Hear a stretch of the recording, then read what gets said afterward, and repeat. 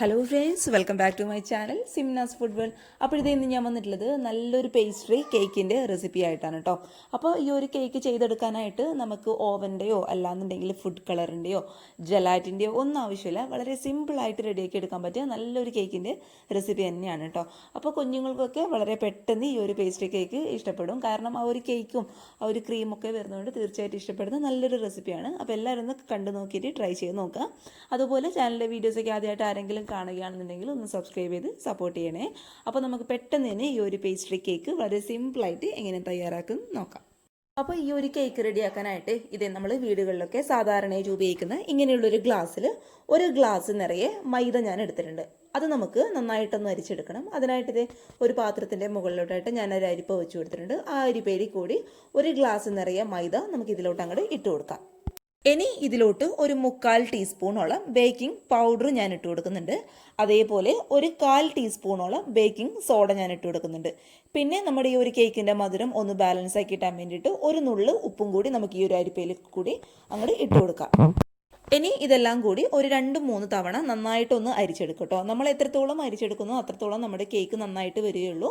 നമ്മൾ ഇട്ട് കൊടുത്ത ബേക്കിംഗ് പൗഡർ, അതുപോലെ ബേക്കിംഗ് സോഡ, അതുപോലെ ഉപ്പൊക്കെ നമ്മുടെ ഈ ഒരു മൈദയുടെ എല്ലാ ഭാഗത്തും ഒരുപോലെ എത്താൻ വേണ്ടിയിട്ട് ഒരു 2-3 തവണ ഒന്ന് നന്നായിട്ട് അരിച്ചെടുക്കാം കേട്ടോ.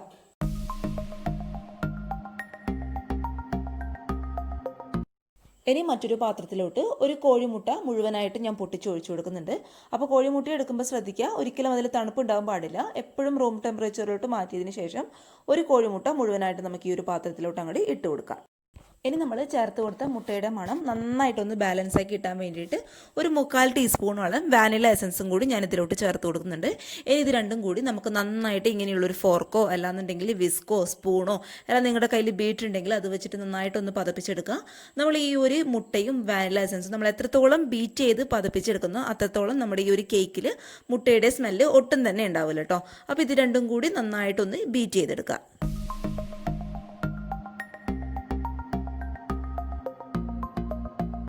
ഇനി ഇതിലോട്ട് നമ്മൾ ഏത് ഗ്ലാസ്സിലാണോ മൈദ അളന്നെടുത്തത് അതേ സെയിം ഗ്ലാസ്സിൽ ഒരു 1/4 ഗ്ലാസോളം പൊടിക്കാത്ത പഞ്ചസാരയും കൂടി ഞാൻ ഇതിലോട്ട് ചേർത്ത് കൊടുക്കുന്നുണ്ട്. ഇനി ഈ പഞ്ചസാര മുട്ടയിൽ നന്നായിട്ട് അലിയുന്നവരെ നമുക്ക് വീണ്ടും നന്നായിട്ടൊന്ന് ബീറ്റ് ചെയ്തെടുക്കാം. പിന്നെ ഇതിലോട്ട് ഞാൻ ചേർത്ത് കൊടുക്കാൻ പോകുന്നത് നമ്മൾ മൈദ എടുത്ത അതേ സെയിം ഗ്ലാസ്സിൽ തന്നെ ഒരു 1/4 ഗ്ലാസോളം ഫ്ലേവർ ഇല്ലാത്ത ഏതെങ്കിലും ഒരു വെജിറ്റബിൾ ഓയിൽ കേട്ടോ. അപ്പോൾ നിങ്ങൾക്ക് സൺഫ്ലവർ ഓയിൽ ഉപയോഗിക്കാം, അല്ലാന്നുണ്ടെങ്കിൽ പാം ഓയിൽ ഉപയോഗിക്കാം. വെളിച്ചെണ്ണ ഒന്നും ഒരിക്കലും എടുത്ത് ഉപയോഗിക്കാനായിട്ട് പാടില്ല. ഫ്ലേവർ ഇല്ലാത്ത ഏത് ഓയിൽ വേണമെങ്കിലും നമുക്ക് ഇതിലോട്ട് ഒഴിച്ചു കൊടുക്കാം. അപ്പോൾ ഒരു 1/4 ഗ്ലാസ് ഒഴിച്ചതിന് ശേഷം നന്നായിട്ട് ഇതും കൂടി ഒന്ന് അടിച്ചെടുക്കാം.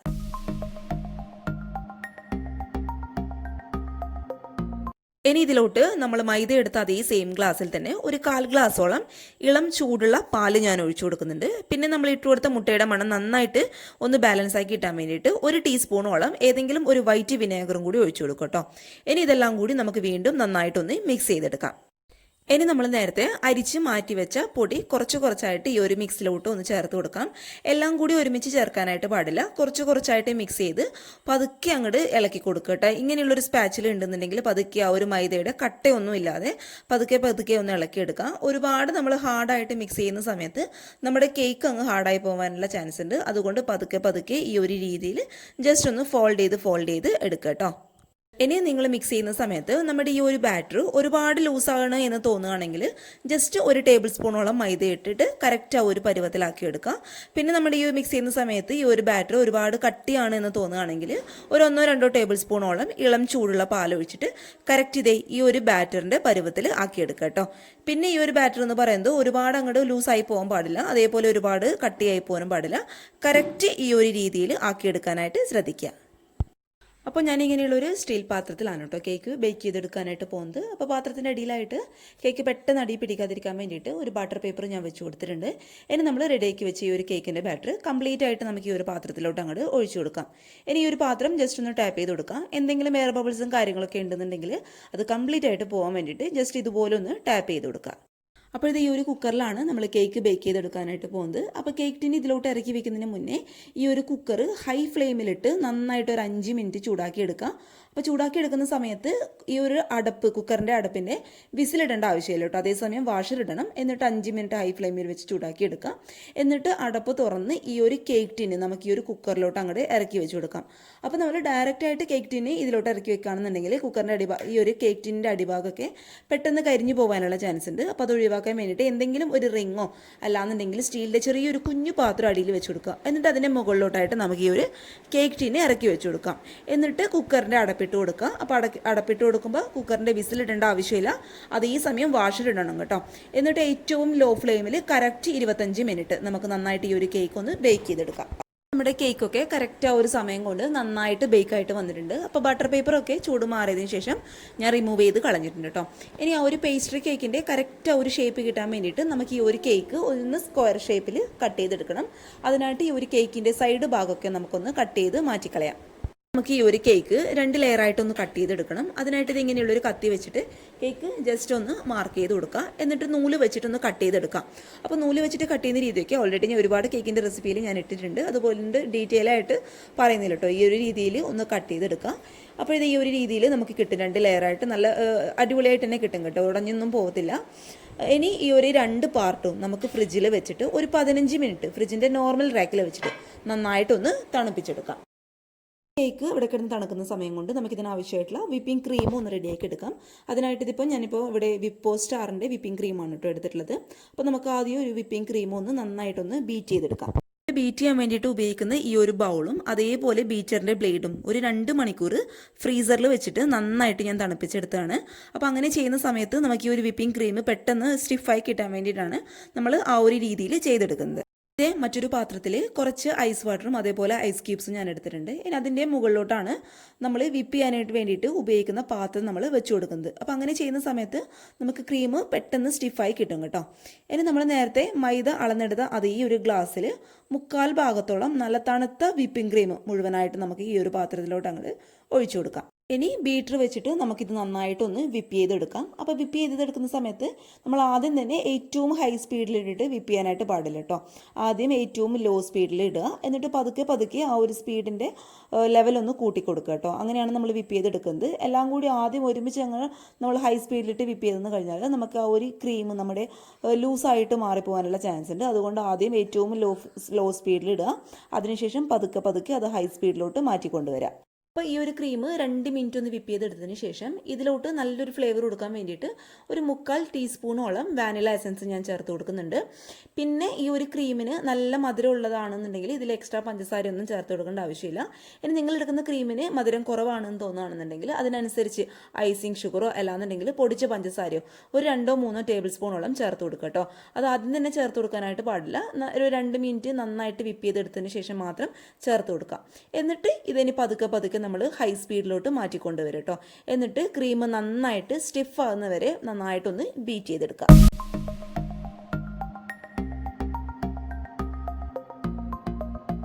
അപ്പോൾ ഇതേ നമ്മുടെ ക്രീമൊക്കെ നന്നായിട്ട് സ്റ്റിഫായിട്ട് വന്നിട്ടുണ്ട്. അപ്പോൾ ഈ ഒരു ക്രീം ഒന്നും കൂടി ഒന്ന് സ്റ്റിഫാകാൻ വേണ്ടിയിട്ട് ഒരു 15 മിനിറ്റ് ഫ്രീസറിൽ വെച്ചിട്ട് നമുക്ക് നന്നായിട്ടൊന്ന് തണുപ്പിച്ചെടുക്കാം. അപ്പോൾ ആ ഒരു സമയം കൊണ്ട് നമുക്ക് ഈ ഒരു കേക്കിന് ആവശ്യമായിട്ടുള്ള ഷുഗർ സിറപ്പ് ഒന്ന് റെഡിയാക്കി എടുക്കണം. അതിന് വേണ്ടിയിട്ട് ഒരു 3 ടീസ്പൂണോളം പഞ്ചസാരയിൽ 3 ടീസ്പൂണോളം സാധാരണ വെള്ളം ഒഴിച്ചിട്ട് നന്നായിട്ടൊന്ന് മിക്സ് ചെയ്തെടുക്കുക കേട്ടോ. അപ്പോൾ പഞ്ചസാര ആ ഒരു വെള്ളത്തിൽ നന്നായിട്ട് അലിഞ്ഞ് ചേരണം. ഇനി ഇതും കൂടി നമുക്ക് ഫ്രിഡ്ജിൽ വെച്ചിട്ട് നന്നായിട്ടൊന്ന് തണുപ്പിച്ചെടുക്കാം. അപ്പോൾ ഇത് ഈ ഒരു ഷുഗർ സിറപ്പും നമ്മുടെ കേക്കും നന്നായിട്ട് തണുത്ത് വന്നിട്ടുണ്ട്. ഇനി ഈ ഒരു കേക്ക് നമ്മുടെ ഈ ഷുഗർ സിറപ്പിൽ നമുക്ക് നന്നായിട്ടൊന്ന് വെറ്റ് ചെയ്തെടുക്കണം. അപ്പോൾ അതിന് മുന്നേ നമ്മുടെ ഈ ഒരു ഷുഗർ സിറപ്പ് കേക്ക് നന്നായിട്ട് അബ്സോർബ് ചെയ്യാൻ വേണ്ടിയിട്ട് ജസ്റ്റ് ഈ ഒരു ഫോർക്ക് വെച്ചിട്ട് ഒന്ന് കുത്തി കൊടുക്കുക. അങ്ങനെ ചെയ്യുന്ന സമയത്ത് നമ്മുടെ ഈ ഒരു ഷുഗർ സിറപ്പ് കേക്ക് നന്നായിട്ട് അങ്ങോട്ട് അബ്സോർബ് ചെയ്തോളും കേട്ടോ. എന്നിട്ട് ഫോർക്ക് വെച്ച് കുത്തി കൊടുത്ത ശേഷം നമുക്ക് ഈ ഒരു ഷുഗർ സിറപ്പ് കംപ്ലീറ്റ് ആയിട്ട് ഈ ഒരു കേക്കിൻ്റെ മുകളിലോട്ടായിട്ട് അങ്ങോട്ട് ഒഴിച്ചു കൊടുക്കാം. അപ്പോൾ ആ ഒരു സമയം കൊണ്ട് നമ്മുടെ വിപ്പിംഗ് ക്രീമും നന്നായിട്ട് ഇവിടെ സെറ്റായിട്ട് വന്നിട്ടുണ്ട്. നമ്മുടെ ആ ഒരു പാത്രം കമിഴ്ത്തുന്ന സമയത്ത് ഈ ഒരു ക്രീം ഒട്ടും പുറത്തോട്ട് പോകാൻ പാടില്ല. അതാണ് നമ്മുടെ ക്രീം നന്നായിട്ട് സ്റ്റിഫായിട്ട് വന്നതിൻ്റെ കറക്റ്റ് പരുവെന്ന് പറയുന്നത്. ഇനി ഒരു ലെയർ കേക്കിൻ്റെ മുകളിലോട്ടായിട്ട് നമ്മൾ നേരത്തെ സ്റ്റിഫ് ചെയ്ത് വെച്ച ക്രീം നമുക്ക് നന്നായിട്ടൊന്ന് തേച്ച് കൊടുക്കാം. അപ്പോൾ നിങ്ങളുടെ കയ്യിൽ പാലറ്റ് നൈഫൊക്കെ ഉണ്ടെന്നുണ്ടെങ്കിൽ അത് വെച്ചിട്ട് നന്നായിട്ട് ഈ ഒരു ക്രീം ഒന്ന് ഷേപ്പ് ചെയ്ത് കൊടുക്കട്ടെ. ഇനി അതില്ലാത്തവർ സാധാരണ ഇതുപോലുള്ള ഒരു കത്തി വെച്ചിട്ട് നന്നായിട്ടൊന്ന് ഷേപ്പ് ചെയ്ത് കൊടുക്കുക. ഈ അടുത്ത ലെയർ കേക്ക് നമുക്ക് ഇതിൻ്റെ മുകളിലോട്ടായിട്ട് അങ്ങ് വെച്ച് കൊടുക്കാം. എന്നിട്ട് അതിൻ്റെ മുകളിൽ നമുക്ക് നന്നായിട്ട് ക്രീം അങ്ങ് തേച്ച് കൊടുക്കാം കേട്ടോ. ഇനി ഇങ്ങനെയുള്ളൊരു നിങ്ങളുടെ കയ്യിൽ കേക്കിൻ്റെ സ്ക്രാപ്പറൊക്കെ ഉണ്ടെന്നുണ്ടെങ്കിൽ ആ ഒരു സ്ക്രാപ്പർ വെച്ചിട്ട് കേക്കിൻ്റെ ഈ ഒരു ക്രീം ഒന്ന് ലെവൽ ചെയ്ത് കൊടുക്കാം. ഇനി അതില്ലാത്ത നമ്മളെപ്പോലെ സാധാരണക്കാർക്ക് ഇത് ഈ ഒരു കാർഡൊക്കെ ഇങ്ങനെയുള്ളൊരു കാർഡൊക്കെ ഉണ്ടെന്നുണ്ടെങ്കിൽ അത് വെച്ചിട്ട് നന്നായിട്ട് ഈ ഒരു ക്രീം ഒന്ന് സ്റ്റിഫാക്കി നന്നായിട്ട് ആ ഒരു നീറ്റാക്കി എടുക്കുക കേട്ടോ. അപ്പം നമുക്ക് ഹോം മെയ്ഡായിട്ട് ചെയ്യുന്നവർക്ക് ഇതുപോലുള്ളൊരു കാർഡൊക്കെ ഉണ്ടെന്നുണ്ടെങ്കിൽ ഈ ഒരു ക്രീം നന്നായിട്ട് ലെവൽ ചെയ്തെടുക്കാനായിട്ട് പറ്റും കേട്ടോ. അപ്പോൾ നന്നായിട്ട് നല്ല നീറ്റായിട്ട് ലെവൽ ചെയ്തെടുത്തതിന് ശേഷം ഒരു 15 മിനിറ്റ് അല്ലാന്നുണ്ടെങ്കിൽ ഒരു 20 മിനിറ്റ് ഈ ഒരു ക്രീമും കേക്കും ഒക്കെ നന്നായിട്ടൊന്ന് സ്റ്റിഫ് ആവാൻ വേണ്ടിയിട്ട് ഫ്രീസറിൽ വെച്ചിട്ട് നമുക്ക് നന്നായിട്ടൊന്ന് തണുപ്പിച്ചെടുക്കാം. അപ്പോൾ ആ ഒരു സമയം കൊണ്ട് നമുക്കിതിൻ്റെ കേക്കിൻ്റെ മുകളിലോട്ട് ഡെക്കറേറ്റ് ചെയ്യാൻ വേണ്ടിയിട്ടുള്ള ജാം ഒന്ന് റെഡിയാക്കി എടുക്കണം. അതിനായിട്ട് ഇതൊരു 3 ടീസ്പൂണോളം ജാം ഞാനൊരു ബൗളിലോട്ട് ഇട്ട് കൊടുക്കുന്നുണ്ട്. അപ്പോൾ ഈ ജാം നമുക്ക് നേരിട്ട് ക്രീമിൽ അപ്ലൈ ചെയ്യാനായിട്ട് ബുദ്ധിമുട്ടായിരിക്കും. കാരണം ഒരുപാട് കട്ടകളൊക്കെ എടുക്കുന്നുണ്ട്. നേരിട്ട് അപ്ലൈ ചെയ്യാനായിട്ട് ബുദ്ധിമുട്ടായിരിക്കും. അപ്പോൾ അതിന് വേണ്ടിയിട്ട് നമുക്ക് ഈ ഒരു ജാം ഒന്ന് ലൂസാക്കി എടുക്കണം.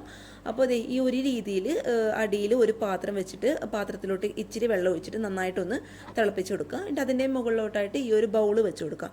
ഇനി ഇത് നന്നായിട്ട് സ്പൂൺ വെച്ചിട്ട് മിക്സ് ചെയ്ത് ഒരു ലൂസായിട്ടുള്ള കൺസിസ്റ്റൻസി ആക്കി എടുക്കുക കേട്ടോ. നന്നായിട്ട് ലൂസായിട്ട് കിട്ടിയാൽ മാത്രമേ നമുക്ക് ഒരു കേക്കിൽ നന്നായിട്ട് നല്ല സ്മൂത്തായിട്ട് അപ്ലൈ ചെയ്യാനായിട്ട് പറ്റൂ. അപ്പോൾ അതുവരെ ഈ ഒരു ജാം നന്നായിട്ടൊന്ന് ലൂസാക്കി എടുക്കാം. അപ്പോൾ ആ ഒരു സമയം കൊണ്ട് നമ്മുടെ ഈ ഒരു ക്രീമും കേക്കൊക്കെ നന്നായിട്ട് തണുത്ത് വന്നിട്ടുണ്ട്. ഇനി നമുക്കിത് നേരെ പകുതിയായിട്ട് ഒന്ന് കട്ട് ചെയ്തെടുക്കണം. എങ്കിലും നമുക്ക് കറക്റ്റ് ആ ഒരു പേസ്ട്രിയുടെ ഷേപ്പ് കിട്ടും. അപ്പോൾ നേരെ പകുതിയായിട്ട് നമുക്ക് ആദ്യം ഇതൊന്ന് കട്ട് ചെയ്തെടുക്കാം. ഇനി നമുക്ക് ഈ ഒരു പേസ്ട്രിയുടെ നന്നായിട്ട് നല്ല നീറ്റായിട്ട് കിട്ടാൻ വേണ്ടിയിട്ട് നല്ല ഒരു കേക്കിൻ്റെ ഷേപ്പ് കിട്ടാൻ വേണ്ടിയിട്ട് ഈ ഒരു സൈഡൊക്കെ ജസ്റ്റ് ഒന്ന് കട്ട് ചെയ്ത് മാറ്റി കൊടുക്കാം കേട്ടോ.